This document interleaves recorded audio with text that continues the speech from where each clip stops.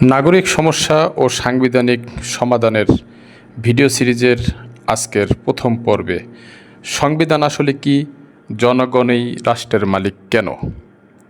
আসসালামু আলাইকুম। আজ আমি এমন একটা বিষয় নিয়ে কথা বলতে এসেছি যেটা নিয়ে আমরা খুব কম কথা বলি, কিন্তু যেটার উপর দাঁড়িয়ে আছে পুরো বাংলাদেশ রাষ্ট্র, আর সেটা হলো সংবিধান। আমরা রাজনীতি নিয়ে কথা বলি, নির্বাচন নিয়ে কথা বলি, সরকার নিয়ে কথা বলি, কিন্তু আমরা খুব কম মানুষই জানি সংবিধান আসলে কি।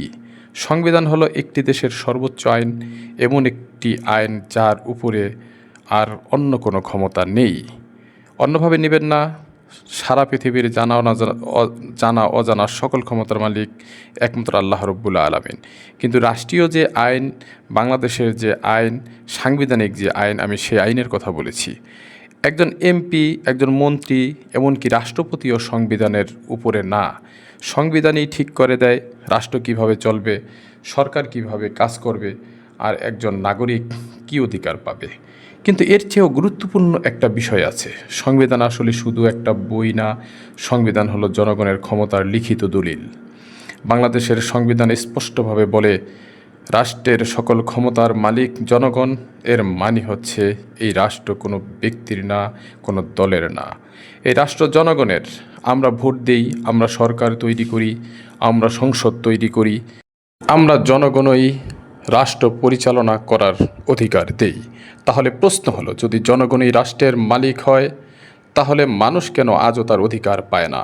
কেন একজন সাধারণ মানুষ ন্যায় বিচার পেতে বছরের পর বছর, যুগের পর যুগ দরজায় দরজায় ধর্ণা দিয়েও ক্লান্ত শ্রান্ত হয়ে হতাশ হয়ে যায়? কেন মানুষ নিজের অধিকার নিয়ে কথা বলতে ভয় পায়? এর কারণ একটাই, আমরা সংবিধানকে জানি না, বুঝি না, ব্যবহার করি না।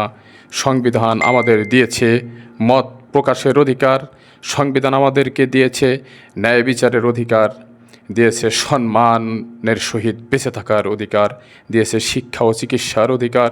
কিন্তু এই অধিকারগুলো শুধু বইয়ে থাকলেই হবে না, এগুলো বাস্তবে প্রতিষ্ঠা করতে হবে।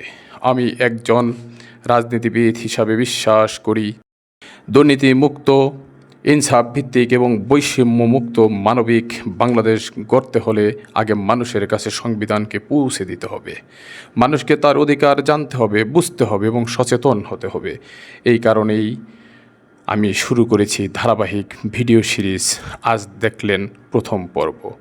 এখানে আমরা খুব সহজ ভাষায় জানাবো সংবিধান কি, নাগরিক অধিকার কি, রাষ্ট্রের দায়িত্ব কি, আর